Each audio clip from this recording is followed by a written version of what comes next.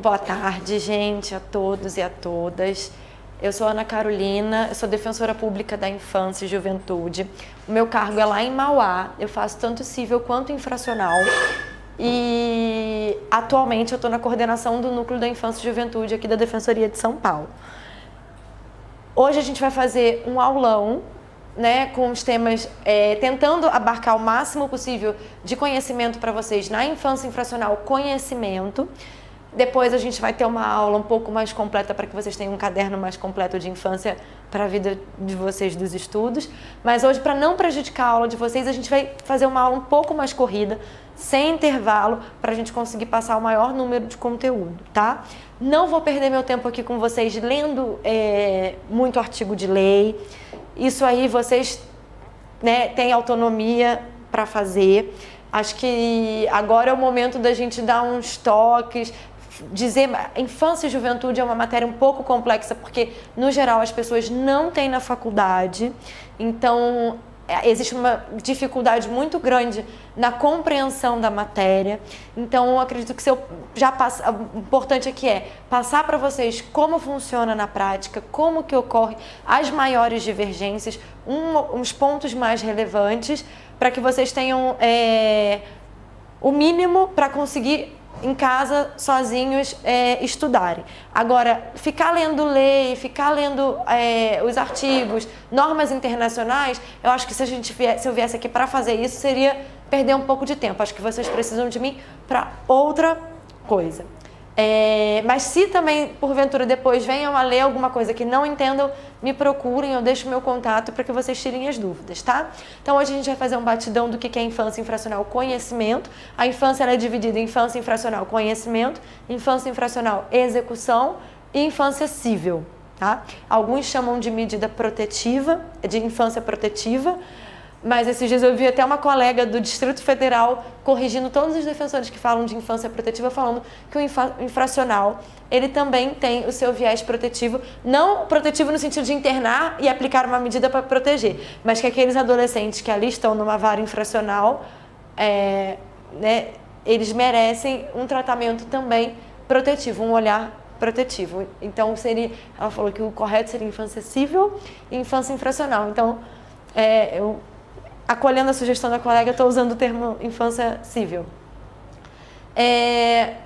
A prova de vocês está chegando. A infância tem essa peculiaridade porque as pessoas normalmente não têm na faculdade. O edital, vocês têm que ler todas as normas que estão escritas no edital, no que tange a infância e juventude. Por que eu falo isso para vocês? Antes de eu virar defensora da infância, eu tinha uma dificuldade de entender por que diabos uma prova da defensoria está me exigindo lei de assistência social. Por que diabos uma prova está me exigindo portaria, nesse edital eu até dei uma olhada, mas o meu tinha, portaria do Ministério da Saúde. Para que eu tenho que saber o que é CAPS? Para que eu tenho que saber o que é a diferença de CRAS e de CREAS? Na cabeça de um estudante de direito isso é um pouco confuso, né? E eu não entendia. Hoje, enquanto defensora da infância, eu digo para vocês, não existe a possibilidade de ser um bom defensor da infância sem ter conhecimento dessas regras multidisciplinares. A área da infância ela tem uma peculiaridade, ela não é jurídica 100%. Pelo contrário, muitas vezes a solução está no extrajurídico, em ciências alheias ao direito. Então, nós estamos ali muitas vezes mais como um instrumento, né, um organizador e um gestor de toda aquela rede, do que como um jurista. Então, é importante, tem que ler todas as normas indicadas no edital, tem que ler artigo por artigo. Vocês têm que saber do que se trata. Pelo menos assim, regras de Benjim, do que se trata. LOAS, o que é? Vocês têm que saber, e tem que saber um conteúdo, obviamente, você não vai conseguir decorar tudo. Mas se você souber do que trata, souber dos artigos principais, você consegue ter um raciocínio. Tá? Então, tem que ler, gente. O examinador de vocês é o Flávio, né? O Flávio, ele é um defensor com uma bagagem enorme. Ele é um ícone na infância. Então, ele é um defensor super antigo na área da infância. Ele tem uma bagagem muito grande. Ele tem uma experiência prática. Ele tem textos escritos. Então, assim, ele tem um enorme rol de possibilidades para se cobrar nessa prova. Hoje, ele atua na infância civil, mas ele atuou já na infância infracional, tá? Mas hoje ele atua na infância civil. Ele é um defensor muito prático, ele gosta de soluções práticas, é um defensor que tem muito conhecimento dessa multidisciplinariedade, então ele pode vir com problemas com facetas não só jurídicas, mas que abordem outras ciências e que a solução também venha não só como jurídica, mas com um encaminhamento para a rede, psicológico ou na seara do serviço social. Então, tem que estar integrado, tem que ter um conhecimento das várias possibilidades ali, tá? Então, vamos começar para a gente não perder tempo. Breve histórico. Isso aí eu vou passar assim, só para vocês entenderem e depois vocês vão ter que dar uma lida mais profunda em questão de data, porque essas coisas em prova objetiva de primeira fase caem. Breve histórico dos direitos da criança e do adolescente. Nem sempre foi como nós temos hoje. Um diploma legal que totalmente dedicado a crianças e adolescentes, reconhecendo como sujeitos de direito. Hoje, se você ouvir, como que a gente vê muito? Menor, né? O menor. Menores. Quem trabalha com a infância e juventude tem horror ao termo menor. Horror. É um termo pejorativo que remete a uma época de muito preconceito, muita arbitrariedade e remete a uma doutrina que a gente chama de doutrina da situação irregular, tá? Então, a gente tem aqui a questão, né, Brasil Imperial, ordenações filipinas, Código Penal do Império, Brasil Republicano, que a questão histórica influencia muito na legislação. Eu vou deixar esses slides para vocês acompanharem. E aí, não tivemos só um código de menores na nossa legislação, tá? Nós tivemos o primeiro Código de Menores do Brasil em 1926, nós tivemos o Código Melo de Matos em 1927, esse Código Melo de Matos estava na minha prova, inclusive caiu na minha prova quando eu me tornei defensora na primeira fase, então por isso que eu falo para vocês, a primeira fase, ela tem muito isso de cair coisas que remetam a nome de lei, a ano, então é importante saber para uma primeira fase. O de 1927 foi o Código Melo de Matos.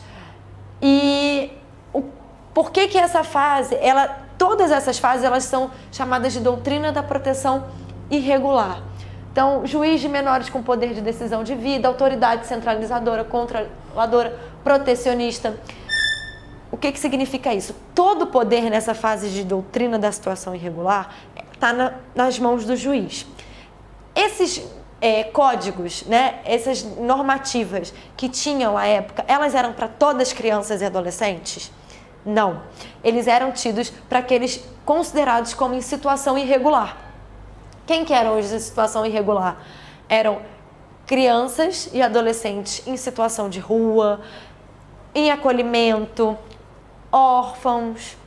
Então, a gente tinha instrumentos normativos, não voltados para todas as crianças e adolescentes, mas para aqueles tidos em situação irregular, com suas variedades, um diploma legal ou outro, mas sempre voltados para um grupo específico. Ele diferenciava, ele era excludente. E aí todo o poder era desse juiz. Esse juiz, ele decidia a vida daquela criança, daquele adolescente, não com um ponto de vista objetivo, não pautado em normas, né, em direitos, mas sim do ponto de vista dele, subjetivo dele. Era o que ele entendia como mais adequado para aquela criança ou para aquele adolescente. Ele determinava, tá? E aí tem aqui algumas questões desses códigos, né? Que variam, como eu disse para vocês, o Melo de Matos, teve a questão da se instaurou uma comissão revisora que depois não pôde ser aplicada em razão do período militar. Mas aí vocês depois vão dar uma lida, se a gente ficar falando do período histórico aqui, data por data, a gente vai perder tempo. Mas é importante que vocês saibam os códigos, saibam que a gente teve esse período da situação irregular. Tinha o comissariado de menores, não era o conselho tutelar na época, era o comissariado de menores. Então, o que era essa doutrina, né? Voltando, crianças e adolescentes, não todos, mas aqueles tidos como em situação irregular, que eram situação de rua, os chamados delinquentes, o código chamava eles de delinquentes. Hoje você vê, hoje não se...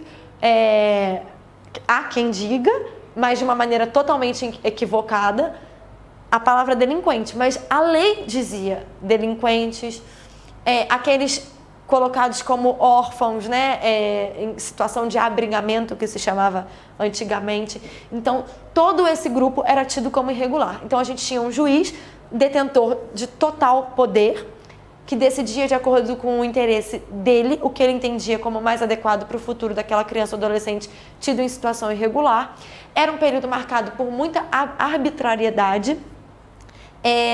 Você aplicava uma decisão como se fosse uma proteção e, na verdade, você acabava prejudicando, mas tinha aquela pseudo, né, uma falsa proteção. Então, sob o argumento do protecionismo, a gente tinha uma série de situações muito irregulares. E o que aconteceu? Em 1988, veio a Constituição Federal. E a Constituição Federal trouxe como valor absoluto a dignidade da pessoa humana. E ela traz lá no artigo 227 que crianças e adolescentes são sujeitos de direito, detentores de uma prioridade absoluta, de acordo com o seu melhor interesse.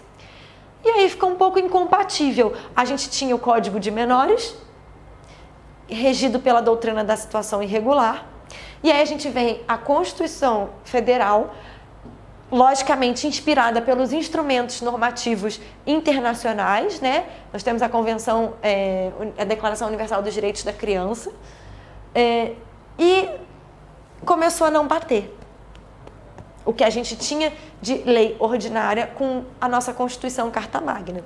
E aí começou um movimento, uma pressão dos movimentos populares, né?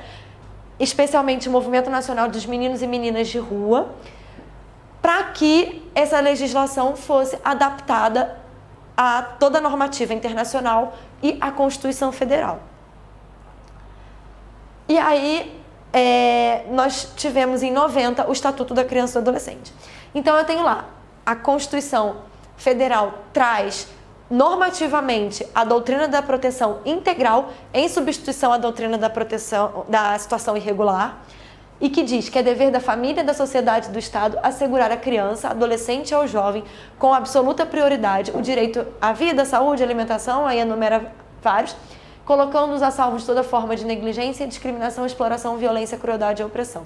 Então, olha o que eu tenho de novidade aqui. Família, sociedade e Estado são responsáveis pelos deveres, têm como dever a observância dos direitos da criança e adolescente, que tem prioridade absoluta.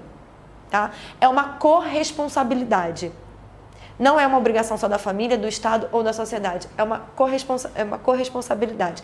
Todos são devedores de um direito. Que direito? Os direitos das crianças e dos adolescentes, que têm prioridade absoluta. Tá bom? Isso é muito importante que vocês tenham na cabeça. Doutrina da situação irregular, doutrina da proteção integral, as características de uma e as características da outra. E os instrumentos normativos que regem cada uma.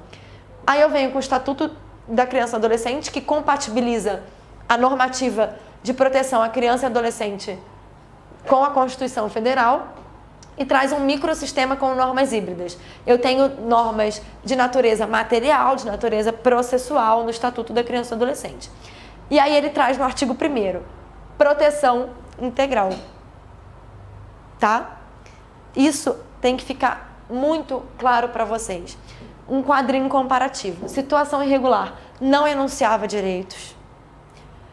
Juiz centralizador. Era restrita. Restrita a quê? Crianças e adolescentes em situação irregular. Não a todas as crianças e adolescentes. Inexigível. Assistencialista. Autoritarismo de menor. Juizado de menores. Comissariado de menores. Tá? Por isso que falar menor remete a toda essa época. Proteção integral. O que nós temos hoje? O avanço. Crianças e adolescentes são sujeitos de direitos. Que crianças e adolescentes? Todas. Sem discriminação. Aqui não tem um recorte. Toda criança e adolescente são sujeitos de direito. os direitos previstos no Estatuto e os direitos previstos de uma forma geral, né? É um rol mais amplo. Criança e adolescente tem direito a tudo que o adulto tem e mais as normas específicas. Sistema de garantias. Quem que tem que executar? Quem que é devedor desses sujeitos, das crianças e adolescentes? Sociedade, família e Estado, que são os integrantes do sistema de garantias de direito, tá? E aí, essa sociedade e esse Estado e essa família vão se fazer presentes através de diversos órgãos. CREAS, CRAS, CAPS, Educação, todas as... Conselho Tutelar, Ministério Público, Defensoria Pública, Tribunal de Justiça, né, a Vara da Infância e Juventude, todos eles integram o sistema de garantias. Condição peculiar de pessoa em desenvolvimento. Por que eu tenho uma normativa diferente para criança e adolescente? Porque eles têm uma condição peculiar de pessoa em desenvolvimento. Por isso que merecem todo um tratamento específico. Isso aqui é um argumento muito importante quando se fala em redução da maioridade penal, tá? A gente vai chegar nesse ponto. Prioridade absoluta, são detentores de prioridade absoluta. O que significa isso? O ECA traz lá os exemplos do que seria a prioridade absoluta. Prioridade na destinação de verbas públicas, prioridade na implantação de políticas públicas. A única prioridade prevista na Constituição é a de criança e adolescente. O resto, as outras prioridades, são previstas em instrumentos legais, normativos, por exemplo, o Estatuto do Idoso. Mas a única prioridade constitucional é a da criança e do adolescente, então ela deve prevalecer sobre qualquer outra, tá? Corresponsabilidade, que eu falei com vocês, não é uma responsabilidade só do Estado, não é uma responsabilidade só da família, é uma responsabilidade de todo o sistema de garantias. Exigível, eu tenho devedor, eu tenho de quem exigir esses direitos. Universal, ela é para todas as crianças e adolescentes, como eu mencionei, e sempre pautada no superior interesse. Ou seja, o juiz ele tem que decidir não de acordo com o que ele entende, não é o subjetivismo dele. Ele tem que decidir com base em todo o ordenamento jurídico. É o melhor interesse do ponto de vista objetivo. Não é o que eu considero melhor para aquela criança, é o que a norma me diz que é o melhor para aquela criança, tá? E aí, tendo essa visão geral do que era a doutrina da situação irregular, a doutrina da proteção integral, vocês conseguem ter um entendimento básico de toda a normativa da criança e do adolescente. Isso ajuda vocês na questão de raciocinar para responder alguma questão, quando às vezes é uma questão que a gente fica um pouco perdido inicialmente, ela ajuda. Por quê? Porque você já sabe o que embasou aquilo ali. Então você consegue refletir, né? E tentar chegar a uma solução que se adeque à normativa hoje vigente. Tá bom? Na prática, a doutrina da proteção integral, ela não é aplicada 100%. Na área da infância, a gente fala que é terra de ninguém. Cada juiz faz de um jeito, cada defensor, promotor. Então, a gente briga muito para que a doutrina da proteção integral seja, de fato, efetivada. Porque alguns exemplos que eu vou dar para vocês vão perceber que alguns resquícios dela a gente ainda tem, tá? Então vamos lá para a nossa matéria, ato infracional, né? O que é um ato infracional? Menor comete crime? Manchete fala, menor, né? Crime. Primeiro que não existe menor, vai ser sempre um adolescente. E que ele não comete crime, ele comete ato infracional. Mas o que seria um ato infracional? Artigo 103 do Estatuto. É toda conduta descrita como crime ou contravenção penal. Então, para que eu tenha um ato infracional, eu tenho que ter um crime ou uma contravenção penal. Crime, vocês já devem ter estudado, é todo fato típico, antijurídico e culpável. Então, se eu não tenho culpabilidade, se eu não tenho antijuridicidade ou se eu não tenho tipicidade, eu não posso estar falando de um ato infracional. Tá? Então, ao analisar se existe um ato infracional, a gente tem que fazer uma análise de todos os elementos que constituem o conceito de crime. Porque eu só vou ter um ato infracional se eu tiver um crime ou uma contravenção penal. Então, é um caso que tem extinção da punibilidade, da ilicitude, né? É antijurídico. Não é antijurídico. Eu vou ter um ato infracional? Não. Legítima defesa, por exemplo. Foi um ato em legítima defesa. Eu vou ter crime? Não, porque eu não tenho todos os elementos do crime. Então, eu não vou ter um ato infracional. Mesma coisa com relação à culpabilidade. Lógico que um dos elementos da culpabilidade é a imputabilidade. E falando de um adolescente, eu já não vou ter a imputabilidade, né? O adolescente, ele é inimputável. Mas existem outros elementos da culpabilidade, vocês já devem ter estudado, que eles também têm que estar presentes. Embora eu não tenha a imputabilidade, os outros elementos eu vou ter que analisar, tá? Imputabilidade eu não vou considerar para análise da existência do crime, porque justamente por isso eu vou estar falando de um ato infracional. Mas os demais eu tenho que analisar, porque se eles não estiverem presentes eu também não posso falar da existência de um ato infracional. É proibido o tratamento mais gravoso que o adulto, o princípio da legalidade, tá? Aqui na normativa brasileira está previsto no artigo 35, inciso 1 da Lei do SINASE. E ele é previsto também nas regras de Benjim. Então, eu não posso nunca ter um tratamento mais gravoso para um adolescente do que para um adulto. Se naquela situação aquele adolescente seria absolvido, porque a conduta dele é atípica, o adolescente também tem que ser absolvido, porque não existe um ato infracional em razão da inexistência de um crime, tá? Imputabilidade, 18 anos, data do fato. Cometi um ato infracional hoje, tenho 17 anos. Esse fato foi apurado 3 meses depois, quando eu já tinha 18. Respondo pelas regras do Estatuto da Criança e do Adolescente na Justiça da Infância e Juventude. Considera sempre a data da prática do fato, tá? Para decidir se vai ser a vara criminal ou uma vara da infância. Estamos aí discutindo bastante a questão da imputabilidade. Redução para 16, para 14. No Brasil, é importante que vocês saibam, o Brasil ele é um dos países que tem maior rigor na punibilidade, né, na punição de um ato infracional. Por quê? A média mundial para se começar a responder por um ato infracional, de responder de alguma forma, tá? É 13, 14 anos. A gente começa a responsabilizar a partir dos 12. Tá? Então, a partir dos 12, existe responsabilidade pela prática de um ato infracional. Só que é uma responsabilidade diferenciada. Então, até os 18, dos 12 aos 18, eu tenho uma responsabilidade na Justiça Juvenil. A média de início, como eu falei para vocês, é 13, 14, mundial. A maioridade, ela varia de 18, 16. Alguns países têm uns sistemas híbridos. Tem um sistema intermediário, né? Não é o juvenil, até uma idade é o juvenil, tem a dos adultos e tem um ali intermediário que não responde como adulto, mas também não responde como adolescente. Tem aqueles que fazem uma análise no caso concreto, não varia bastante, mas no geral a idade também é de 18 anos, tá? A máxima. Então o Brasil ele ainda é um dos mais punitivos. Por quê? Porque ele começa a responsabilizar mais cedo. Inimputabilidade não significa impunidade, tá? Impunidade é você não punir. Adolescentes de 12 aos 18 são punidos sim, só que de uma forma diferenciada por serem inimputáveis. Imputável é que você está submetido à justiça criminal, à legislação penal. Eles são inimputáveis, mas eles são responsabilizados, tá? Só que de uma maneira diferenciada. Aquilo que eu falei, muita gente fala... porque adolescente sabe o que está fazendo, ele sabe.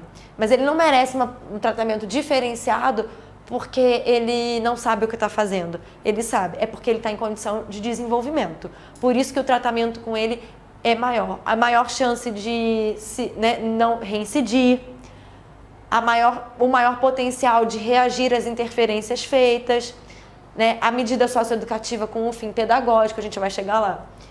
Então, é importante ter isso na cabeça. Criança, no caso, até os 12 anos, né? Se comete um ato infracional, o que acontece? Criança não vai ter medida socioeducativa. Vai ter medida protetiva do artigo 101 do Estatuto da Criança e do Adolescente aplicadas pelo Conselho Tutelar, tá? Não precisa passar pelo Judiciário. Só vai precisar referendar pelo Judiciário se for uma medida protetiva de acolhimento institucional ou colocação em família substituta. Nos demais casos, o próprio Conselho Tutelar aplica e não chega ao Judiciário, tá bom? Medida protetiva e não medida socioeducativa. Isso é importante aqui também para vocês. Possibilidade de aplicação do Estatuto da Criança e do Adolescente até os 21 anos, tá? Embora a partir dos 18 já seja maior de idade, o ECA prevê que excepcionalmente pode ser aplicado até os 21 anos. Que caso seria esse? Medida de internação, tá? Na medida de internação tem uma previsão que o prazo máximo dela é de 3 anos, mas que pode durar até o adolescente completar 21 anos. Por que isso? O adolescente que comete com 17 anos, né? Para que ele não precise ficar só até os 18, que ele possa cumprir ao menos os 3 anos de internação, se for o caso, 19, 20, 21. Então, 21 anos, o ECA pode ser aplicado excepcionalmente quando houver essa previsão legal, no caso da medida de internação. E aí existe uma controvérsia aqui, se eu poderia aplicar para medidas em meio aberto ou não, tá? Defensoria vai sempre defender que não pode, pelo princípio da legalidade. Eu só posso aplicar até os 21 quando houver expressa previsão legal, e a previsão legal é de que vem decidindo que pode sim aplicar para as medidas em meio aberto até os 21 anos. Embora a gente, numa prova de defensoria, defendendo aquele adolescente, e na prática a gente vai pedir que não seja aplicado, tá? Mas isso aqui é importante para a prova objetiva, tá bom? Então, vocês atentem aos artigos, deem uma lida no RESP para entender o entendimento do STJ, que entende que pode aplicar, mas que pela legalidade nós sempre vamos defender que só nos casos previstos em lei, então no caso da medida de internação, tá? Apuração de um ato infracional. Então, como que eu vou apurar? Já sabemos o que é um ato infracional, já sabemos quem comete um ato infracional, já sabemos como que acontece quando é criança, que não entende-se que não comete o ato infracional, que é aplicado medida protetiva. Já sabemos até que idade o estatuto pode ser aplicado, né?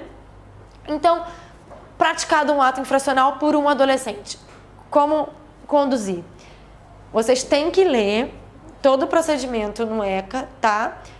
Porque às vezes pode ter uma palavrinha ou outra que pode ser uma pegadinha numa prova. Então, eu vou dar o norte para vocês de como funciona. Um adolescente é apreendido. Se for um ato com violência ou grave ameaça, lavrar auto. Demais casos, boletim de ocorrência. E aí o delegado chegou ao caso, um adolescente apreendido em flagrante por um roubo, por exemplo. O delegado vai fazer o boletim vai lavrar o auto e vai ver se libera ou não o adolescente. Pela regra, quando é um ato sem violência ou grave ameaça, pela lei, a regra é a liberação do adolescente. Salvo se gravidade do ato, repercussão social, segurança pessoal ou manutenção da ordem pública justifiquem a manutenção daquele adolescente, tá? Se for liberar, é um ato sem violência, sem grave ameaça, não teve nenhum desses elementos que justifiquem a apreensão dele, a manutenção dele aqui, libera para o responsável. O responsável vai ter que assinar um termo de compromisso que vai apresentar ele no Ministério Público o mais rápido possível, tá? Tem que apresentar ao Ministério Público desde logo.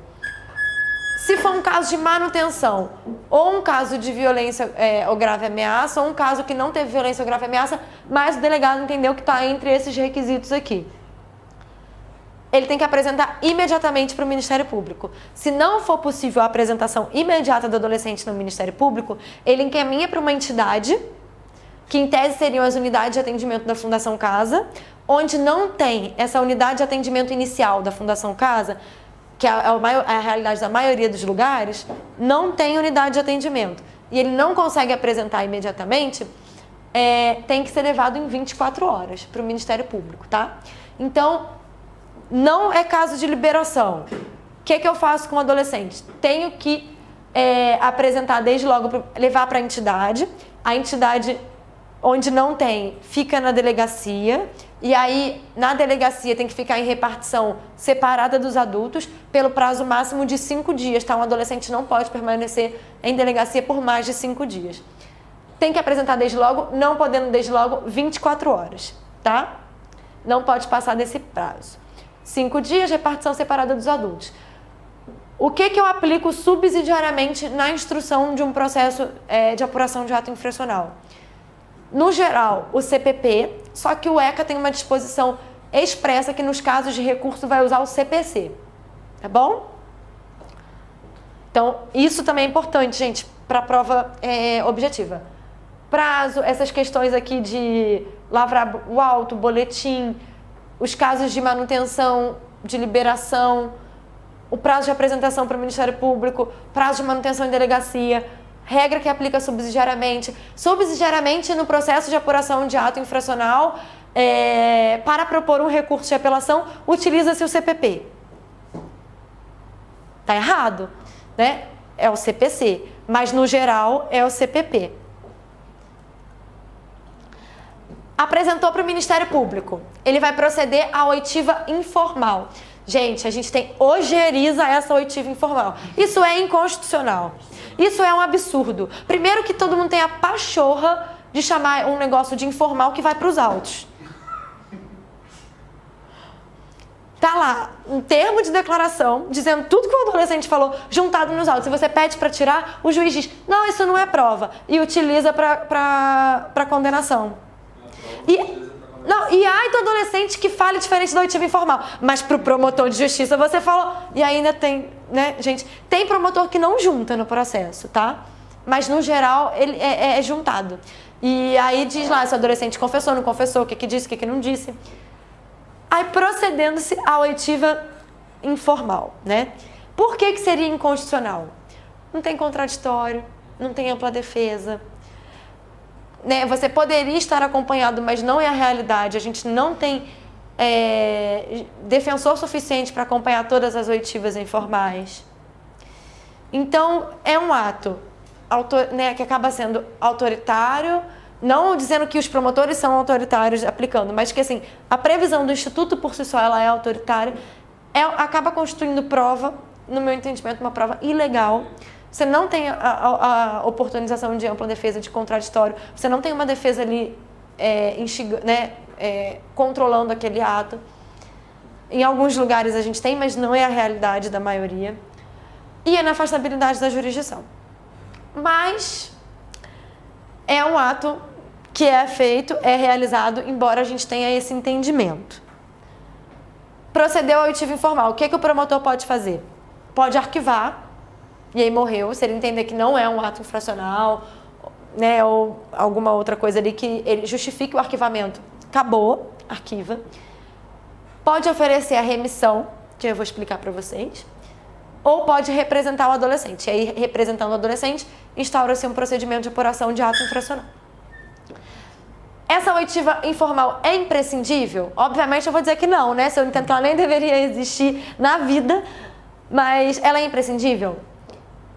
Alguns vão dizer que a ausência violaria o devido processo legal e outros que não, que ela não é um pressuposto para a representação, que se o promotor tiver convencido ali que houve a prática do ato infracional através de outro, não precisa nem de que houve, se tiver indícios, ele poderia representar. Tem promotor que, em alguns casos, não conseguiu fazer a oitiva, às vezes o adolescente sumiu, já representa, tá? Então, no geral, ele não é considerado imprescindível, não. O que é a remissão ministerial? A remissão, ela é um perdão que a justiça dá quando o ato infracional é mais leve ou pelas condições pessoais daquele adolescente. E aí o promotor, ele aplica a remissão ministerial na oitiva informal já, antes de ter processo. Então, a gente vai chamar ela de exclusiva. É muito importante vocês fazerem essa diferença entre remissão ministerial. Tem a exclusiva, tem a extintiva e a suspensiva, tá? A feita pelo promotor de justiça vai ser sempre exclusiva. A remissão ministerial proposta pelo Ministério Público na oitiva informal sempre será exclusiva, porque ela exclui o processo. Ela impede que o processo surja, tá? Ela nunca pode contar como antecedente. Ela não pode considerar como uma confissão ou como uma responsabilização, tá? Então, e por que é importante saber que ela não vale como antecedente? Além de ser importante para quando o menino, vamos supor, reitere, a gente diga, não, ele é primário, mas também para internação sanção. Porque isso aí vocês vão aprender na execução amanhã, mas se eu tô lá, o adolescente veio porque descumpriu a medida de LA ou PSC, e se essa medida foi aplicada cumulativamente a uma remissão, não cabe internação sanção, tá? Isso é importantíssimo. Ela pode vir acumulada com medida socioeducativa, mas aí em caso de descumprimento, não cabe sanção. E essa acumulação com a medida socioeducativa, ela é bem controvertida, tá? O promotor poderia aplicar... Gente, acumular com medida é uma penalização. E o juiz que detém, né, o monopólio de aplicar ou não medidas. Então, o promotor, em tese, não poderia aplicar uma medida socioeducativa. Viola o devido processo legal, viola a questão de atribuição. Então, defesa, é inconstitucional a aplicação cumulativa pelo promotor de justiça. Viola o devido processo legal. Para aplicar a medida, deve ser comprovada a autoria. O adolescente vai cumprir uma pena, né, uma pena, entre aspas, porque não é pena, é uma medida socioeducativa. Ele vai cumprir sem ter processo, sem saber se ele foi responsável, se ele é autor ou não. Súmula 108 do STJ, a aplicação das medidas socioeducativas ao adolescente pela prática de ato infracional é de competência exclusiva do juiz. Mas o próprio STJ já mudou o entendimento, dizendo que pode, salvo a semi-liberdade e a internação, em razão do fim protetivo da medida socioeducativa. Aí eu falo para vocês, acabou a doutrina da proteção da situação irregular? E o falso protecionismo? Estou protegendo, por isso que eu estou deixando. STJ tem decisões atuais nesse sentido, há inclusive entendimento recente do STJ de que o magistrado não poderia sequer modificar os termos da proposição de remissão. Por exemplo, o promotor propôs remissão com LA e PSC. O magistrado não poderia, segundo o STJ e as decisões recentes, tirar o PSC e deixar só a LA. Tá? Eu acho isso um absurdo. Mas vocês vão ter oportunidade, caso cobrados, exponham isso na defesa de um adolescente. Devido processo legal, não tem comprovação de autoria, súmula 108 do STJ. Tá? É de competência exclusiva do juiz. Mas vocês têm que saber o que o STJ tem que pensar. Tá bom?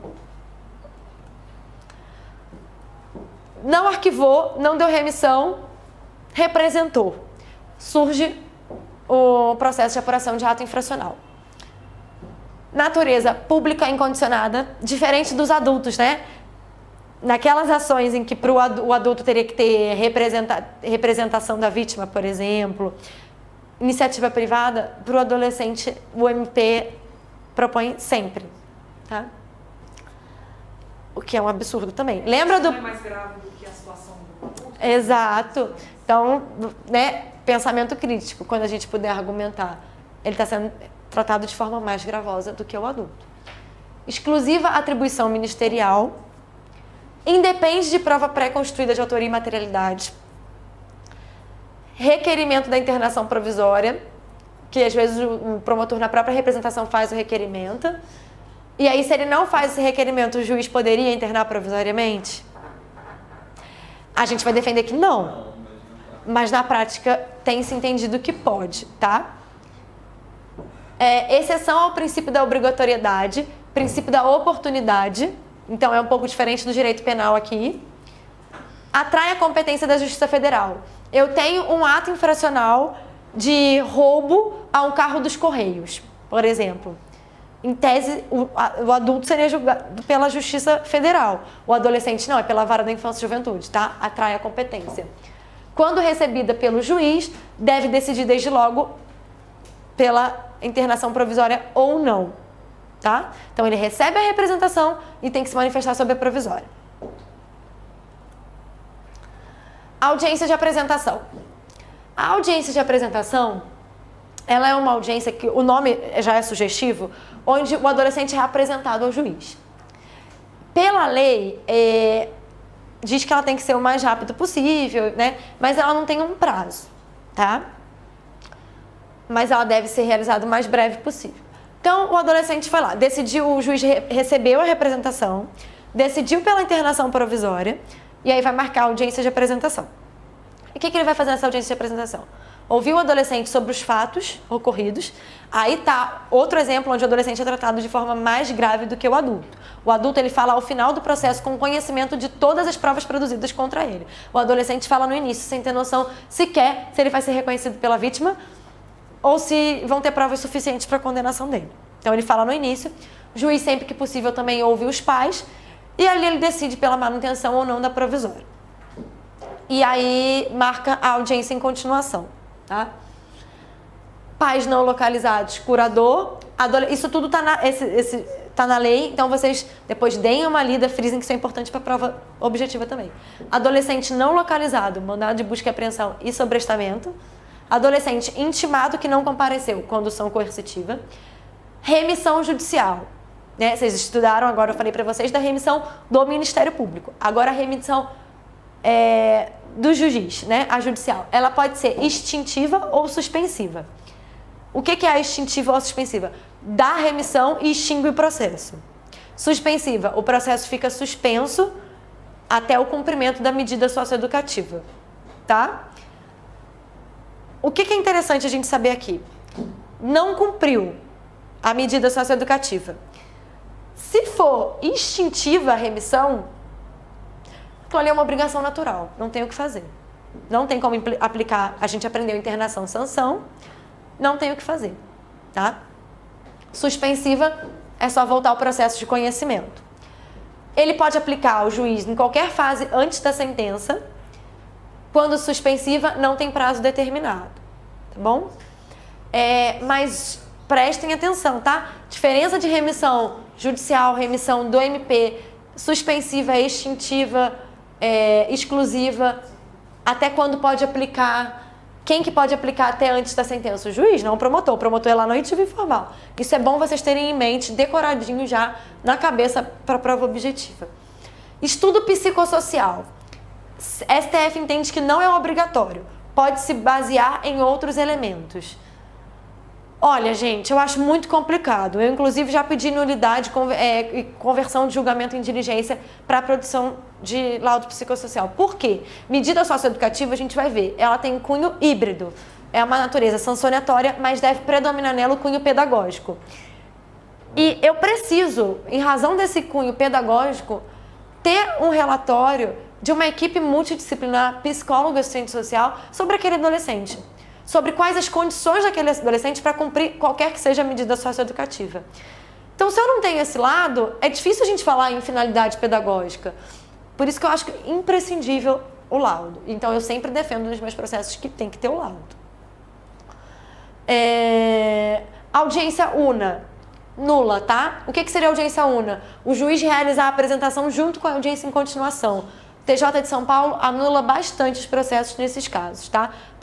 Devido ao processo legal. Defesa prévia. Audiência de apresentação, 3 dias depois, defesa prévia, para rolar testemunhas e dizer as provas que pretende produzir. Internação provisória. Como eu falei para vocês, é mais ou menos aqueles critérios de violência, grave ameaça, ordem pública, segurança pessoal. Muitos juízes acabam aplicando a internação provisória para deixar o menino pensar. E às vezes não tem prova nenhuma. Às vezes ele sabe que vai liberar o menino no final, sabe que não tem prova, mas ele deixa lá porque ele quer ver o laudo. Ele quer ver o laudo da Fundação Casa. Vamos ver o que eu quero conhecer. O juiz que eu trabalhei falava assim: eu quero conhecer esse menino. Trabalhava onde? Eu em Mauá. Trabalhei em Mauá. Agora eu tô aqui em São Paulo, estou na coordenação do núcleo da infância. Mas tem o juiz adora conhecer o menino através do relatório da Fundação Casa. E aí é um problema sério. Tanto que o juiz que eu trabalhava, todos os adolescentes ele deixava na provisória. Todos, sem critério. Porque ele queria conhecer o menino. Aí teve uma vez que o menino estava sendo acusado de um latrocínio contra um policial. E eu fui conversar para a entrevista reservada com aquele menino, eu tinha certeza que aquele menino não tinha feito aquilo. É difícil a gente ter, assim, aquele menino eu tinha certeza. Eu falei, esse menino não tem condição de segurar uma arma, ainda mais cometer um latrocínio dando 8 tiros num policial. Não tinha a menor condição. Aí eu cheguei para o juiz e falei assim, olha, não dá, eu sei que você interna tudo, mas esse menino não pode ir para provisória. Ele não foi ele. Não foi. O menino era estagiário da corregedoria do tribunal, por um período, né? Tribunal de Justiça. Falei, não pode, não tem como. Aí ele virou pra mim, não, Carol, então vamos fazer o seguinte, eu determino uma provisória menor. Aí eu falei, não pode. Eu falei, vamos ouvir o menino. Aí quando ele ouviu o menino, ele no final falou pra mim, nossa, você tem razão. Aí esse eu consegui. E no final, de fato, o menino foi absolvido porque eu não tinha absolutamente prova nenhuma contra ele. E era, assim, não tinha como. O menino comprovou que tava num show no dia, enfim. Mas assim, pra você ver, e às vezes mesmo ali, a prova tava horrível de cara, deixa na provisória, porque quer conhecer o menino. Por isso que eu falei que a doutrina da situação irregular, ela ainda tem um resquício no nosso sistema. Porque muitos juízes ainda com aquela questão da proteção, do paternalismo, acabam violando direitos. Tratamento no mínimo igual ao do adulto, tá? Então vamos trazer aqui também a análise dos requisitos da prisão preventiva. 45 dias. Se o adolescente ficou internado provisoriamente, o processo tem que terminar em 45 dias. Se não terminar, ele tem que ser liberado e esperar em liberdade. Rapidinho no outro slide. Eu só me perdi nessa parte do estudo psicossocial. Nesse momento, ele serve para analisar se vai... Não, ele durante a internação provisória, a Fundação Casa faz um estudo social e psicológico do adolescente. Tá? Multidisciplinar, tem pedagogo também, a questão da segurança também assina, a área da saúde. E aí esse relatório, ele instrumentaliza o juiz para decidir a medida socioeducativa mais adequada. E aí quando está em liberdade, alguns juízes pedem para a equipe técnica do juízo fazer. Ele é para subsidiar o juiz na sentença. Tá? Audiência em continuação. Súmula 342. No procedimento para aplicação de medida socioeducativa é nula a desistência de outras provas em face da confissão do adolescente. O adolescente confessou, a defesa pode renunciar às outras provas? Não. Tá? Porque a audiência em continuação seria a instrução do adulto, onde houve testemunha, houve vítima, e em tese o juiz decide dar a sentença. O artigo 188 do ECA traz as hipóteses de absolvição. Medidas não restritivas da liberdade. Intima-se o defensor, se o juiz decide pela aplicação de uma medida não restritiva, intima o defensor, isso é importante para a prova objetiva também. Medidas restritivas da liberdade, intimação do defensor e do adolescente. Tá? Divergência entre defensor e adolescente. A interposição do recurso deve prevalecer. Confissão no relatório técnico. Gente, o que tem de menino que confessa para psicólogo assistente social na Fundação Casa, vem no relatório lá que o menino confessou, e aí o menino não confessou para o juiz, e aí o juiz vem lá e fala, tendo em vista a confissão o técnico da Fundação Casa. Isso é prova ilícita. Não tem contraditório, não tem ampla defesa, devido processo legal, direito à não autoincriminação. Ele tinha consciência de que se ele falasse aquilo ali, ia para o relatório e ia para o juiz. Além disso, tem as regras do sigilo profissional, né? Então, assim, é um absurdo, mas chove condenação com base em relatório da equipe técnica da Fundação Casa. Ato infracional anterior. Tô internado na Fundação Casa, tá? Cumpri medida. Um ato anterior que eu tenha praticado, a gente entende que ele perdeu o interesse de julgamento, tá? Por quê? A medida, ela não tem uma finalidade pedagógica.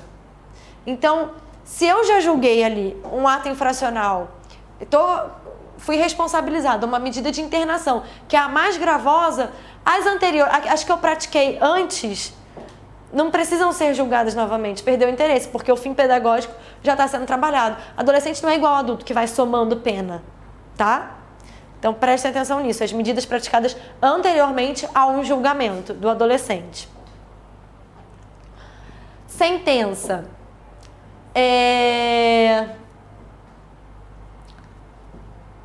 Eu vou abrir aqui um outro slide que está mais explicada essa questão da sentença para vocês, tá? Então, vai lá, já passou todo o procedimento, o adolescente já foi ouvido na apresentação, teve audiência em continuação, o juiz vai proferir a sentença, se for um caso de condenação. A intimação, já falei para vocês, se for uma medida em meio aberto, a intimação é só do defensor, tá? Isso é danado para cair em prova objetiva. Meio fechado, adolescente e defensor. Princípio da insignificância, o STF já entendeu que é aplicável na infância, tá? Efeitos da sentença. E aí, a gente tem uma super discussão. Por quê?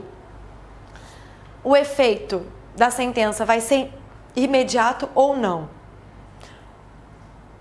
O adolescente, a defesa recorreu, o adolescente vai aguardar em liberdade ou ele já vai aguardar cumprindo medida socioeducativa? Vamos lá. Primeiro, recurso.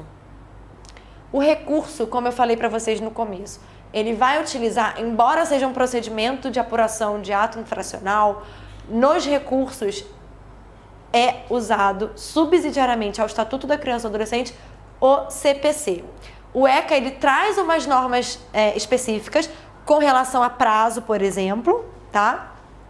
Mas onde o ECA faltar, você vai usar o CPC e não o Código de Processo Penal, tá bom? Isso também cai direto. Efeito suspensivo. O recurso vai ter efeito suspensivo e, portanto, a sentença não vai produzir efeitos desde logo? O adolescente foi responsabilizado, foi aplicada a medida socioeducativa de internação, a defesa recorreu.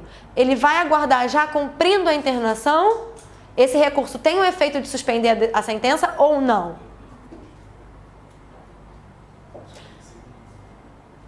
Primeiro entendimento. Tem efeito suspensivo, tá? Ele não cumpre imediatamente.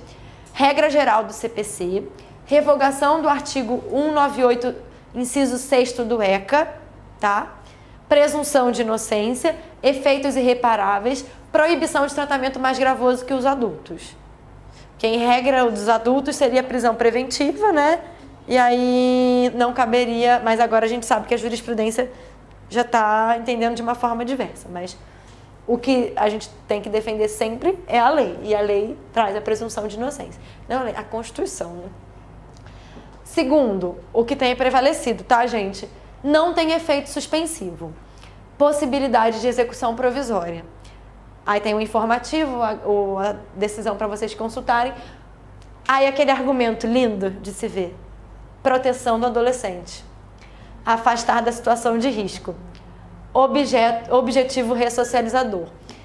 Esse argumento da proteção, gente, é uma desgraça. É uma desgraça. Porque ele é utilizado muitas vezes para violação de direitos. Pela pseudoproteção. É aí que eu falo para vocês e volto a repetir. A situação irregular está enraigada ainda. O que você vê de decisão de violação de direito, tanto na infância infracional como na cível, com o argumento da proteção, não está no gibi. E é um absurdo, dá vontade de morrer, de se jogar da ponte. Então, como diz um amigo meu que trabalha comigo, eu vou ter um AVC aqui. Porque é sempre assim, porque eu preciso tirar ele daquele ambiente, eu preciso proteger. Tinha um juiz que eu trabalhava que ele ainda botava assim na sentença. É um bebê chorão, o Estado não pode ser babá, não sei. Tá, umas coisas assim.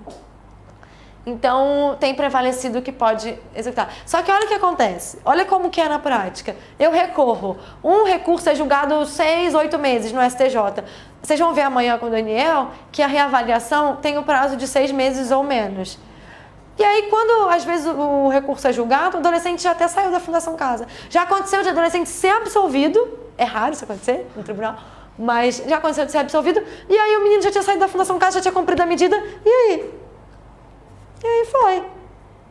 Né? Porque a medida era muito rápida, diferente da do adulto.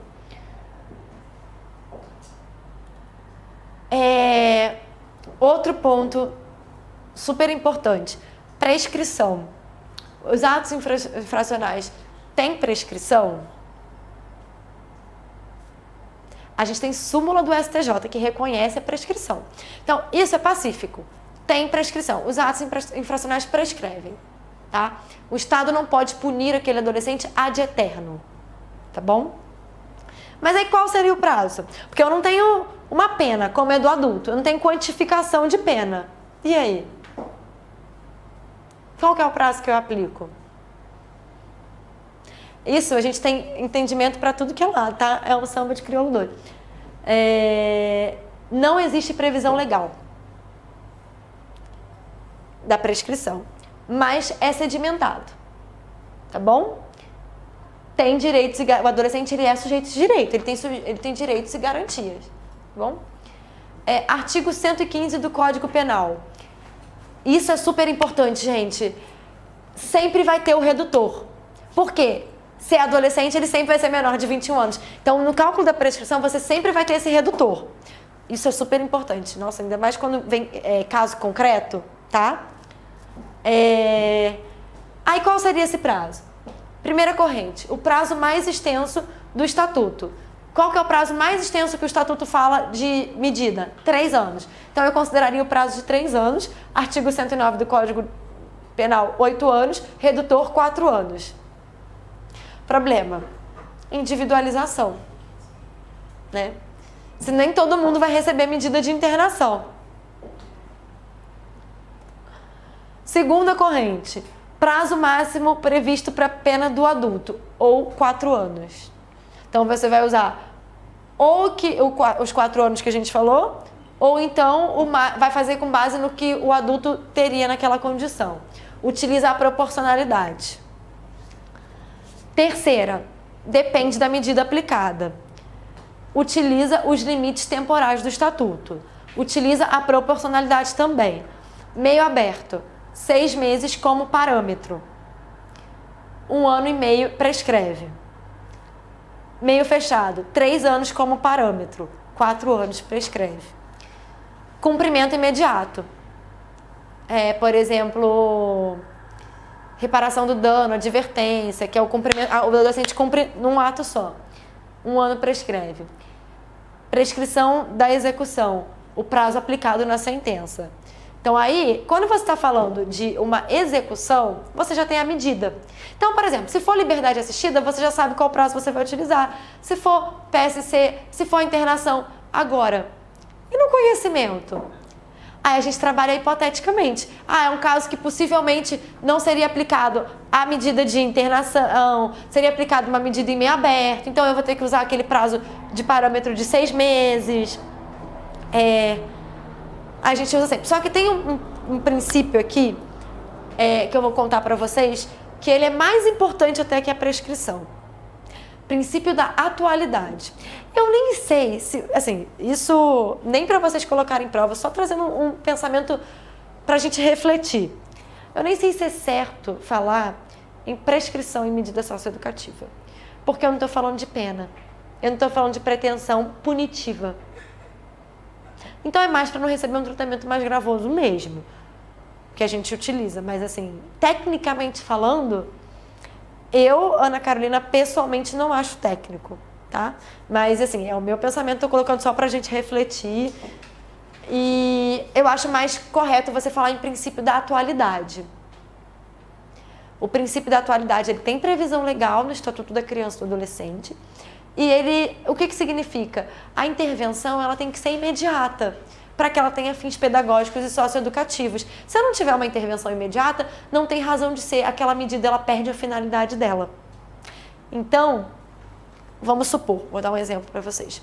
Um adolescente cometeu um ato infracional de... Vamos botar um roubo sem arma. Aquele roubo, passa o celular, pega o celular e sai correndo. Cometeu esse ato. Não foi flagrante. E aí, 2 anos depois, ele tinha 14 anos. E aí, 2 anos depois, ele é chamado para ser responsabilizado por esse ato. Você, como defensor, recebe o processo, está na fase de conhecimento, você tem que se manifestar. O que você se manifestaria? Você pode trazer a argumentação hipotética de que possivelmente seria aplicado o meio aberto e que ele estaria prescrito, mas ainda que não se reconheça a prescrição, princípio da atualidade, extinção do processo por ausência de interesse na finalidade pedagógica, na aplicação de uma medida que já perdeu o seu fim pedagógico. Aquele adolescente de 2 anos atrás não é o mesmo de 2 anos. A dinâmica na vida de um adolescente é muito mais rápida do que de um adulto. Então, tem sentido, aí às vezes o menino está já prestando vestibular, terminando o ensino médio, presta entrar na faculdade, está fazendo curso. Tem sentido você aplicar uma medida socioeducativa por um fato que ele cometeu 2 anos atrás? Então, a gente tem essa questão da atualidade, tá? Intervenção imediata e precoce, tá no estatuto. Lá no artigo 100 tem falando sobre atualidade. Então, esse é um princípio muito importante para a gente trabalhar nas medidas socioeducativas. Por que existe esse princípio? Fim pedagógico. Medida socioeducativa, gente, ela tem que ter uma finalidade pedagógica maior do que a sancionatória. E se eu estou aplicando, se não tem uma finalidade pedagógica, ela não tem razão de ser. Eu vou explicar isso um pouco melhor para vocês, tá bom? Então, esse princípio da atualidade, guardem que ele é super importante, tá? Ele tem previsão no estatuto e ele está totalmente relacionado ao fim pedagógico da medida. Quais são as medidas socioeducativas que eu posso aplicar? Meio aberto, meio fechado. Advertência, reparação de dano, liberdade assistida, prestação de serviço à comunidade, semi-liberdade e internação. Liberdade assistida, vulgarmente conhecida como LA, prestação de serviço à comunidade como PSC. Tá? Meio fechado, a semi e a internação. E aí a gente vai falar de cada uma para vocês. Advertência. Está lá no artigo 115 do Estatuto. É uma admoestação verbal reduzida a termo e assinada. Que xingamento é esse? Admoestação. É uma briga, é um esporro, é um sermão. É o juiz falar, foi muito feio o que você fez, você não pode fazer. É isso. Inclusive, todo adolescente recebe a medida de advertência. Porque os juízes da infância adoram dar uma bronca no adolescente. Ainda mais juiz que não é pai. Aí, adoro, né? Porque eu falo, tem um juiz que trabalhava comigo que ele adorava dar uma de pai. Eu falava, gente, esse homem precisa ter filho. Que aí ele vai brigar com o filho dele, ele não vai ficar brigando com os adolescentes. Porque, gente, às vezes, é uma mãe super sofrida, que cria um monte de filho sozinha, sai pra trabalhar, aí o filho fica, às vezes, ajudando a cuidar do mais novo. Aí vem o juiz, totalmente fora, né, da realidade, e fala pra ela, mas a senhora também tem que estar mais presente. A senhora liga para a escola para saber se ele está na escola? Que mãe que liga na escola para saber se está na escola? Escola pública passa telefone, gente. Não é? A senhora está ligando? A senhora procurou... Gente, a mulher sai para trabalhar. Olha a quantidade de filho que ela tem. Aí fica pro menino. Uma vez o menino era alto, sabe? Aí o juiz virou para ele e falou assim, mas por que você já tentou jogar basquete? Aí eu falei, gente, ele vive em que realidade? Onde que esse menino vai jogar basquete se no bairro dele nem quadra tem? Aí o menino ficou olhando assim, aí falou, não, nunca joguei. Então, assim, às vezes é uma falta de se colocar na realidade alheia. As realidades são muito diferentes. A gente tem que ter essa empatia, a gente tem que saber se colocar no lugar do outro. Por mais que seja uma realidade que a gente não viveu, não presenciou, a gente tem que se colocar. Eu vou colocar, às vezes, não na infância infracional esse caso, mas dando um exemplo da infância civil. Uma mãe que está com o filho acolhido. Aí eu começo, você tem que ir no CAPS, você tem que ir no CREAS, você tem que vir aqui visitar, e ela precisa trabalhar, né? E aí? Você não tem que se colocar na realidade, né? A pessoa tem que utilizar transporte público, demora pra caramba. Então, a gente tem que ter essa noção. E ainda mais uma pessoa que tem uma responsabilidade de decidir a vida dos outros, ela tem que se colocar diante daquelas realidades. Eu falo, a Defensoria me deu uma oportunidade de conhecer realidades que eu jamais conheceria. E existem realidades muito diferentes. E a gente nem imagina como as pessoas podem viver em realidades que são inimagináveis. Então a gente tem que, quando uma pessoa vem pra gente, conta uma história que a gente fala, impossível, se coloca no lugar dela. Aquilo ali pode ser que aconteça. Então a gente tem que se imaginar, tem que pensar nas dificuldades que ela enfrenta, né? Aí tinha um juiz que eu trabalhava, toda a audiência de infracional, quando a mãe estava grávida, ele virava pra mãe e falava assim, e esse filho aí que tá na barriga, mais um bandido vai nascer?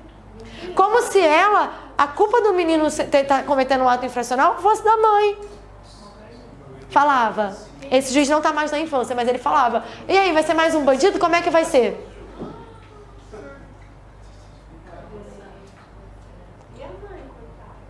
Não, aí imagina, o filho apreendido, algemado, sendo, desculpa a palavra, gente, mas esculachado ali no judiciário. Como que ela se sente? Né? Teve uma vez, por isso eu vou falar isso bem rapidinho para não perder o tempo dela. Mas uma vez uma mãe virou e falou assim, ele virou e falou, a mãe falou que tinha outros 2 filhos, além do menino que estava apreendido. Aí ele virou e falou assim, e esses outros 2 aí? Estão na criminalidade também? Aí ela falou assim, não, seu juiz, o senhor não coloca a culpa em mim, não. Ele é assim porque ele quer. Porque os outros 2, a minha filha é formada em enfermagem e o meu filho é do exército. Aí ele, com muito custo e muito sacrifício, eu formei eles e eles não foram pro lado errado. Esse aqui é porque quer, a culpa não é minha, não. Aí ele ficou todo sem graça, porque, gente, a mulher é sofrida pra caramba. Às vezes, 90% dos meninos apreendidos estão fora da escola, são criados só pela mãe, foram abandonados de alguma forma pelo pai. Então você vê, assim, que são realidades pesadas. Fala só da mãe, né? Pai, ninguém fala nada. Não, nunca. Nunca. Quando o pai está presente, nada acontece. Pois é. Mas eu até falo que deveria ter uma forma de punição de pai que abandona filho. Porque os pais que abandonam o filho, eles não têm noção do reflexo que aquilo pode ocasionar na vida de um filho. Gente, impressionante. Acho que mais de 90% dos meninos apreendidos não têm o contato com o pai. De alguma forma, alguma coisa tem uma relação, né? Não é um fator exclusivo, mas alguma relação tem. E isso precisa ser estudado e precisa ser efetivado. Advertência. Gente, isso aqui é o maior absurdo. Basta prova da materialidade e indícios suficientes de autoria. Isso é importante para a prova subjetiva também. Eu não preciso de prova da autoria para aplicar advertência. Basta indícios. Afinal, né, todo mundo merece um esporro. Vai de encontro ao artigo 189, inciso 4 do Estatuto. Reparação de dano. Artigo 116 do Estatuto. O dano tem que estar líquido, se não é um cerceamento de defesa. O adolescente tem que poder reparar o dano com recursos próprios e não é a responsabilidade civil do artigo 932 do Código Civil.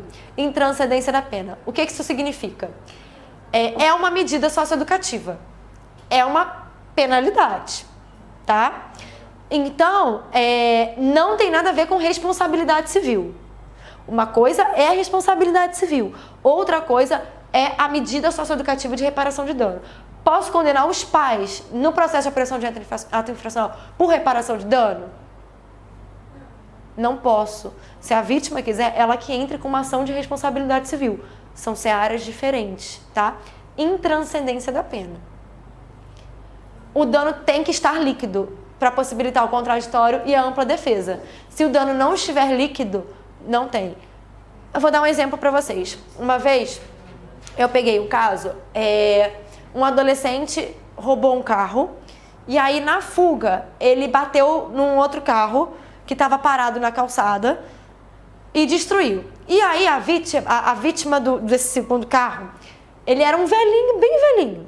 E na audiência o juiz ficou com muita pena dele. Todos nós ficamos sensibilizados.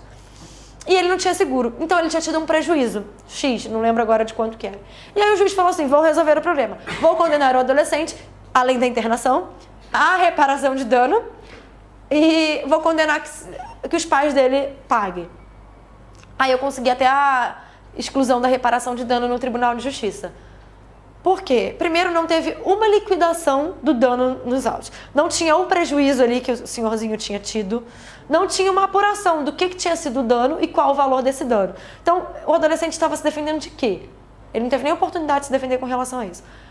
O adolescente tem que poder reparar o dano. Se o adolescente não trabalha, não tem verba, ele não tem como ser condenado a uma reparação de dano. Os pais não fizeram parte do processo em transcendência da pena. Tá? Vou dar um exemplo para vocês de reparação de dano. A promotora que eu trabalhei em Mauá aplicava muito isso. Pichação, o adolescente vai lá e pinta. É uma forma de reparar o dano, até educativa. Tá? Prestação de serviço à comunidade. 8 horas semanais, não pode prejudicar as atividades escolares ou se ele trabalhar também trabalho. Então, essas 8 horas semanais podem ser cumpridas 4 horas num dia, 4 horas no outro, ou pode ser um pouquinho cada dia, depende ali da disponibilidade do adolescente. O que é importante aqui, período máximo de 6 meses. Cuidado para não confundir com a LA, que a LA tem período mínimo de 6 meses. PSC é máximo de 6 meses, tá? Não pode ser uma atividade que constitua em humilhação. O que acontece, gente? Os meninos reclamam muito da PSC, porque às vezes colocam eles numa escola para limpar banheiro, em situação que eles vão ser muitas vezes humilhados pelos colegas, bota num postinho para ficar carimbando, tem preconceito nos lugares de discriminação em que eles estão cumprindo, some um celular num lugar que tem um menino cumprindo PSC. Quem vai ser o primeiro suspeito? PSC tem que ser uma coisa educativa, ele tem que estar inserido naquela comunidade, tem que ser uma atividade que ele se veja como importante integrante daquela comunidade. Não é botar o menino para ficar carimbar, lavando. Tem que ter uma função educativa e tem que ter um fim pedagógico, tá? Eu sou super fã da PSC, mas eu acho que ela tem que ser bem aplicada, tá? Porque dependendo daquilo ali, o menino pode ter até uma oportunidade de trabalho, né? Enfim. Liberdade assistida. Prazo mínimo de 6 meses. Então, isso também é danado para cair em prova objetiva. PSC e LA. PSC, prazo máximo de 6 meses. LA, mínimo de 6 meses. Ela pode ser prorrogada, revogada ou substituída a qualquer tempo. Tá bom? Vocês vão aprender um pouco mais sobre a execução dessas medidas amanhã na aula de execução com o Daniel. Semi-liberdade. Atividades externas sem autorização judicial, restrição apenas parcial da liberdade, prazo máximo de 3 anos, aplicação subsidiária das regras de internação, sem prazo determinado, prazo máximo de reavaliações, 6 meses. O que significa isso? É o prazo máximo de reavaliação. Se o juiz quiser, ele pode determinar um prazo inferior. O que a lei diz se não houver um prazo inferior determinado pelo juiz, o prazo máximo de se reavaliar a medida de semi-liberdade ou de internação é de 6 meses, tá bom? Semi-liberdade provisória. O STJ tem aplicado. Às vezes a gente recorre, faz um HC de uma internação e aí o STJ manda guardar a audiência e o julgamento na semi-provisória. Foi uma invenção criada pelos tribunais. Tem aplicado. Eu entendo que, assim, entre uma internação e uma semi-provisória, a gente vai preferir, obviamente, a semi. Mas o ideal seria aguardar. Ou aguarda em liberdade, ou tem condição de aguardar em liberdade, né? Ou não tem. Mas eles têm aplicado para vocês saberem que tá rolando aí. Internação. 121 e seguintes do Estatuto. É a privação total da liberdade do adolescente. Regida por esses princípios: brevidade, excepcionalidade e respeito à condição peculiar de pessoa em desenvolvimento. Gravem isso para a prova objetiva também. Atividades externas, isso também é importante. Pela lei, a regra é não precisar de autorização, salvo determinação contrária. Então, atividades externas, isso aí é uma pegadinha boa de prova objetiva. Está internado, privado totalmente de liberdade. Precisa de autorização judicial para atividades externas? Não.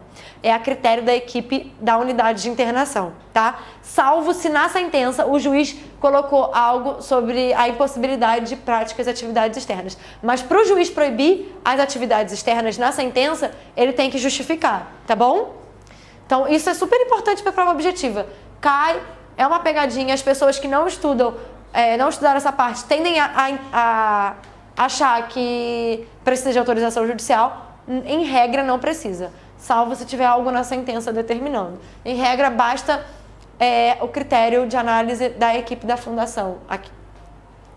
Sem prazo determinado, juiz não pode determinar a internação por 1 ano, 2 anos, 6 meses, não pode. O prazo é indeterminado, tá? Reavaliação máxima com 6 meses, limite de 3 anos de cumprimento ou 21 anos de idade. É o que vem primeiro, tá bom? Adolescente pode ficar até os 3 anos cumprindo a medida, 3 anos. Só que se ele completar 21 anos antes dos 3 anos, ele tem que sair, tá bom? Medida de internação. Quando que ela pode ser aplicada? Ela tem os requisitos no artigo 122, são 3 incisos, e traz as hipóteses restritas da possibilidade de aplicação de medidas de internação. O ato tem que ser com violência à pessoa, não à coisa, tá? Ou grave ameaça.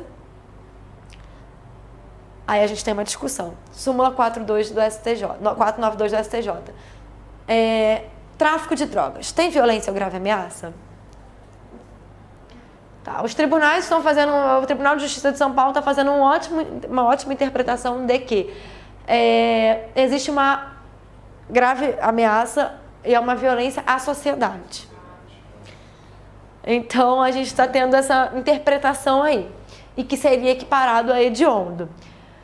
O STJ tem essa súmula que diz que o tráfico de drogas, por si só, não pode justificar a medida de internação. Teriam que ter outros elementos, tá?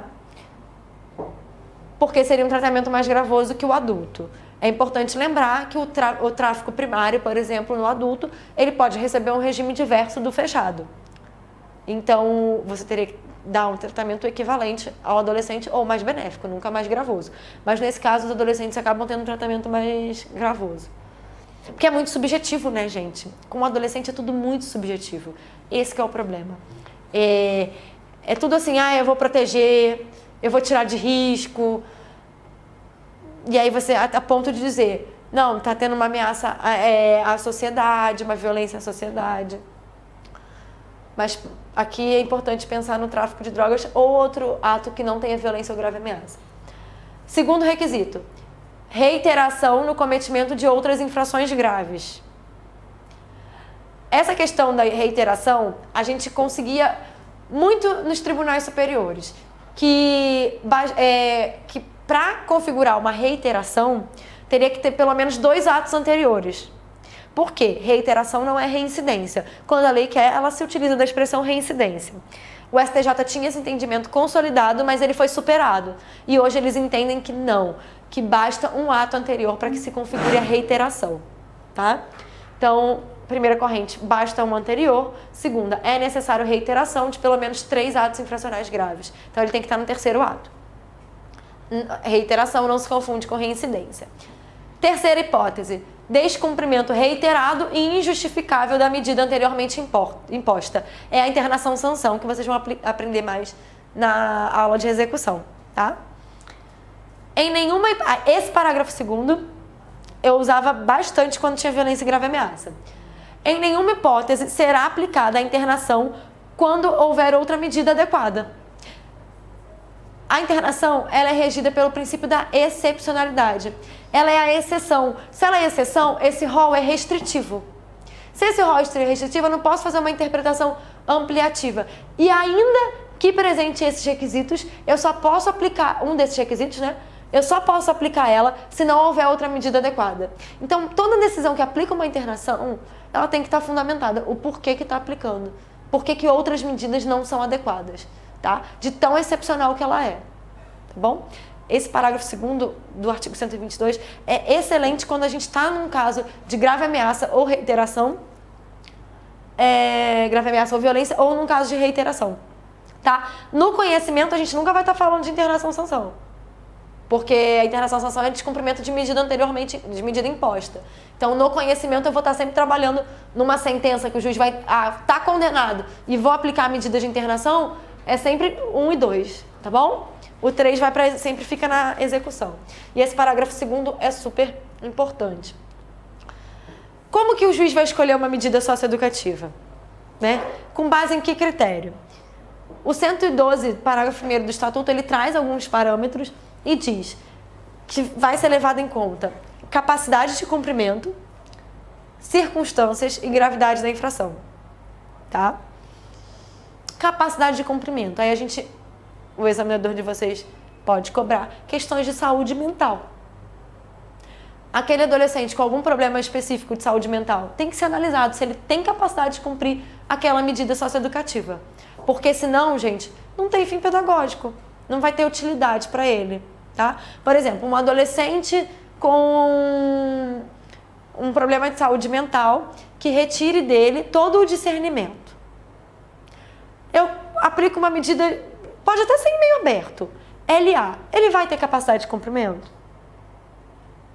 Não tem. Que nem uma vez eu tive um caso de um menino que ele sofreu um acidente de moto e ele não conseguia mais andar, ele tava aqueles parafusos, sabe?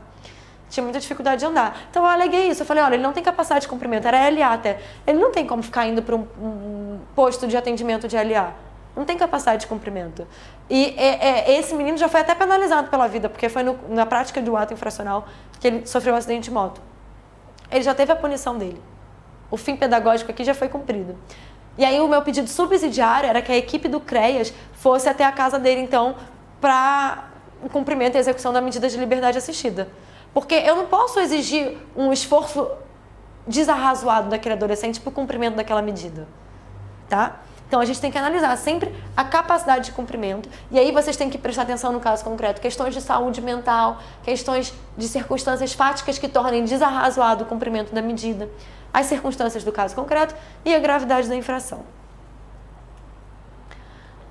E aí, tá aqui todo o cerne de uma medida socioeducativa. O que é uma medida socioeducativa? Qual a diferença dela de uma penalidade? Ela não é uma pena? Ué, mas eu não estou penalizando? A medida socioeducativa, ela tem um caráter duplo. Ela tem, sim, o seu fim sancionatório, penalizador. Aliás, se não fosse assim, ela não seria aplicada em resposta a um ato tido como errado, né? Eu estou privando a liberdade do adolescente, e ainda que seja uma medida em meio aberto, eu estou impondo condições ali, eu estou impondo obrigações involuntárias. Então, tudo que for involuntário, ele é uma penalidade. Tudo que eu faço de forma não voluntária é uma penalidade.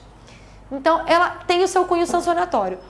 Porém, e esse cunho sancionatório, ele é reconhecido pelo próprio SINASE, no artigo 1º, parágrafo 2º, ela tem que ter um cunho predominante pedagógico, tá? Aquela medida socioeducativa, ela tem que fazer um sentido. Ela tem que servir para o fim de socioeducar aquele adolescente. Ela tem que ter uma importância na vida dele. Ela não pode ter só o cunho sancionatório. Se eu não tiver o cunho pedagógico, se eu tiver só o sancionatório, eu estou falando de uma pena. E se eu não tiver o cunho sancionatório, tiver só o pedagógico, eu vou ter uma medida protetiva. Então, se num caso concreto, por exemplo, e aí já dando um exemplo de execução, mas eu percebi que o menino tem um problema de... Vou dar um caso que eu já tive. Fono. Precisa de fono. Estava na Fundação Casa. Aí o juiz falou que ia substituir a medida para LA, para que ele pudesse ser acompanhado e fazer o tratamento de fono. Bom, se você está verificando ali que não tem mais finalidade sancionatória, você vai manter uma medida socioeducativa para o menino fazer um acompanhamento de fono? Aí eu posso extinguir a medida e manter só uma medida protetiva. Então, se eu não tiver o fim sancionatório, basta uma medida protetiva. Se eu não tiver o fim pedagógico, eu estou falando de pena. Por isso que uma medida socioeducativa, ela tem que ter os dois caminhando juntos. Ela tem que ter as duas necessidades. E ela tem que alcançar essas duas finalidades. Tá? Por isso que a gente fala do princípio da atualidade. No princípio da atualidade, eu não vou ter o fim pedagógico. Então, eu tenho que trabalhar a questão só seria sancionatório. Por exemplo, eu vou dar um exemplo para vocês. O seguinte, isso em conhecimento ainda. O menino cumpriu LA. O juiz determinou LA. E aí, a promotora, na época, recorreu, dizendo que ele tinha que ter recebido a internação. 2 anos depois, o tribunal reforma e manda internar o menino, que já cumpriu LA e a medida estava extinta. O menino estava trabalhando de carteira assinada, tinha constituído família, estava com um filho recém-nascido. E aí? O tribunal mandou. O que eu faço? Alguns juízes fazem uma audiência de reavaliação da medida para não precisar internar. O juiz que eu trabalhava à época, ele achou que não poderia descumprir uma medida do tribunal. Então, ele internou o menino. Internou e determinou uma reavaliação num prazo menor. Só que assim, aí, antes da reavaliação, eu consegui no STJ. Que finalidade pedagógica eu tenho para um menino que já cumpriu a medida em meio aberto, já se reestruturou, a medida em meio aberto se mostrou suficiente para alcance dos fins pedagógicos, já constituiu família, pai, carteira assinada, e aí? a medida privativa de liberdade, naquele momento, ela traria muito mais prejuízos do que benefícios para aquele adolescente. Ela não teria finalidade pedagógica, não é? Então, a gente tem que ter essas duas finalidades caminhando juntas. E aqui, agora, só umas coisas que eu vou comentar com vocês. Que tá, a questão da prescrição eu já falei. Questão da saúde mental, prestem atenção, tá? Pode vir relacionado com o cumprimento de uma medida socioeducativa, tanto na execução quanto ali no conhecimento para a escolha da medida mais adequada. Para isso é importante saber também a questão do CAPS, para que serve, o que é o CAPS, né? Então, deem uma estudada na lei antimanicomial, os requisitos para uma internação compulsória, tá bom? E outra coisa que é importante, eu acho, vocês saberem pela prova de vocês, pelo perfil do examinador. Justiça restaurativa. Vocês têm que saber o que é, deem uma pesquisada mais profunda. Mas o que eu acho que é mais importante vocês terem como consciência agora da justiça restaurativa? Existe um termo de cooperação, tá? Entre Defensoria, Ministério Público, Judiciário e Fundação Casa para a prática de atos infracionais ou questões conflituosas que surjam no interior de unidades de internação. Esse projeto piloto vai começar na unidade, acho que, salvo engano, de Sorocaba. A justiça restaurativa é um método alternativo de solução dos conflitos. Ela pode ser utilizada em questões criminais ou de atos infracionais. É uma forma de solução de conflito que coloca ali vítima e agressor para que sejam restaurados, sejam colocados no status anterior e que se sintam acolhidos, né? E, de fato, porque às vezes uma punição, uma prisão não é o que a vítima deseja, ela deseja que outras coisas sejam trabalhadas ali. Então, mas o que é importante vocês saberem é que existe esse termo de cooperação, que ela não pode caracterizar uma dupla punição, tá? Então, um adolescente que aceitou participar de um círculo de justiça restaurativa para que seja tratado um ato infracional que ele tenha praticado, essa justiça, ele não pode ser submetido à justiça infracional. Ele não pode ter uma medida socioeducativa aplicada se ele aceitou participar de um ciclo de justiça restaurativa, tá? Não pode ser considerada, seria uma dupla punição. Não é um reconhecimento de culpa, tem que ser voluntário, tá? Então, isso é importante vocês saberem. Vi que está no edital de vocês, é um tema super novo, teve essa questão da justiça restaurativa na Fundação Casa, então pode ser que alguma coisa surja aí. E para finalizar, a audiência de custódia. Muita gente pergunta, a audiência de custódia é utilizada na infância? Não, nós não temos normativas que apliquem a audiência de custódia na infância. Alguns juízes, por voluntariedade e combinação na comarca, acabam fazendo, mas, no geral, nós não temos a aplicação das audiências de custódia nas varas da infância e juventude. Se seria o ideal ou não, estão se discutindo. Existem diversas controvérsias aí. Tem a finalidade da custódia, que seria apurar tortura.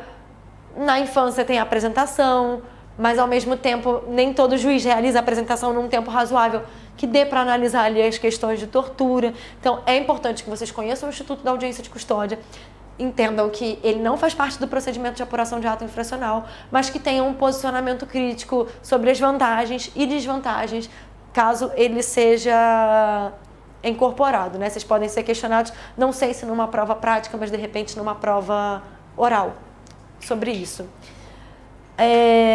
Acho que eu falei rápido demais, né? Fui falando. Mas caso vocês tenham alguma dúvida, podem tirar. Esse é o processo de conhecimento. Amanhã vocês vão ter a execução. Depois a gente pode ter uma aula mais calma para que vocês tenham um caderno mais completo, de infância infracional, mas acho que consegui, como eu falei para vocês, como é uma matéria que a gente não tem na faculdade, eu acho que só de passar como funcionam as coisas já dá um clareamento, né? Na hora que você vai estudar, você já consegue visualizar. Então, eu espero que eu tenha ajudado vocês para a prova. Estudem o edital, estudem as regras de Beijing, estudem a normativa internacional relacionada, estudem as resoluções do CONANDA que estão, o Conselho Nacional de Criança e Adolescente, está no edital de vocês, estudem. Estudem a questão do depoimento especial de crianças e adolescentes vítimas de violência. Isso é uma questão que a gente está discutindo muito internamente, tá? A lei passou a entrar em vigor. Então, é o papel de defesa, estudem sobre a defesa da criança especial. Na questão do infracional, acho que uma primeira prova objetiva tem uns detalhezinhos que eu fui tentando alertar vocês, que eu acho que caem de uma forma até corriqueira na área da infância. Pode ser que vocês sejam provocados com questões de caso concreto, prestem atenção no enunciado, o enunciado ele diz muita coisa, leiam e releiam, tá? Não façam só uma lida e já marquem a resposta, só se vocês estiverem extremamente certos, se aquilo estiverem com o tempo muito corrido. E é isso, alguém tem alguma dúvida sobre o que eu... Caso surja, tá? É só vocês entrarem em contato comigo, eu deixo meu e-mail com vocês, para vocês entrarem. Boa sorte! Fiquem com calma, a infância é uma delícia. Quando você conhece, você se torna até mais prazeroso. É um pouquinho difícil antes, né? Porque quando eu estudava, eu tinha horror à área da infância. Eu não queria ser defensora da infância de jeito nenhum, olha onde eu tô hoje. Mas pra mim não fazia muito sentido saber aquilo ali. Pra que eu tinha que saber aquilo tudo? Mas a gente tem uma peculiaridade muito forte na infância, que é o trabalho em rede. Tá? O trabalho extrajudicial na área da infância ele é muito mais potente do que o judicial. A gente tem chance de modificar uma realidade de uma forma muito mais efetiva no trabalho extrajudicial. E esse trabalho em rede, com CAPS, CREAS, Conselho Tutelar, com toda essa rede protetiva, em conjunto MP, Judiciário, quando estão ali em consonância, ele é muito mais efetivo. Então, a gente tem essa peculiaridade. A infância não é como um criminal, que você vai para aquele monte de audiência, que você vai para aquele monte de processo. Não, a infância exige além. Um defensor da infância ele tem que ser um articulador daquela rede. Ele tem que ser um gestor de todos aqueles atores. Ele tem que fomentar a implementação de políticas públicas. Ele tem que ter conhecimento. Um bom defensor da infância não vai se resumir ao judicial. Ele tem que ter conhecimento de todas as possibilidades de equipamentos públicos de encaminhamento de uma criança ou adolescente. Ele tem que ter conhecimento de toda a rede, daquele local que ele tá, do território que ele está trabalhando, para ele saber o que ele tem, o que ele pode contar, para onde ele pode encaminhar, o que não tem e que precisa ter, que ele pode fomentar a implementação da política pública, o que ele precisa judicializar. Então, para isso, a gente precisa conhecer. O meu município não tem CAPS. Pela normativa, tem como exigir a implementação de um CAPS? Tem. Então, eu tenho que ir. Eu tenho que entrar com a ação. Agora, se eu me fecho e acho que o judicial, o direito, também vai resolver tudo, eu não consigo ser um bom defensor da infância, porque eu não tenho como mudar aquela realidade que eu vivo. O processo não muda a realidade na área da infância. O que muda a realidade na área da infância é potencialização dessa rede. Então, eu preciso conhecer para poder saber como articular, até o que é exigido do judiciário. Porque se eu não conheço como funciona, eu não sei nem o que exigir. Porque às vezes a demanda não chega para mim, não é uma demanda que vai bater na minha porta, é uma demanda que a gente tem que correr atrás sempre. E ela vai além, é o que chega de processo, mas é o que eu tenho que correr atrás e fomentar também. Por isso que é importante vocês conhecerem todas essas normativas e resoluções. Estou falando isso porque para mim na época não fazia sentido. E hoje, enquanto defensora da infância, eu vejo que não tem como cobrar a infância de outra forma que não seja dessa forma multifacetária. Tá bom? Boa sorte para vocês.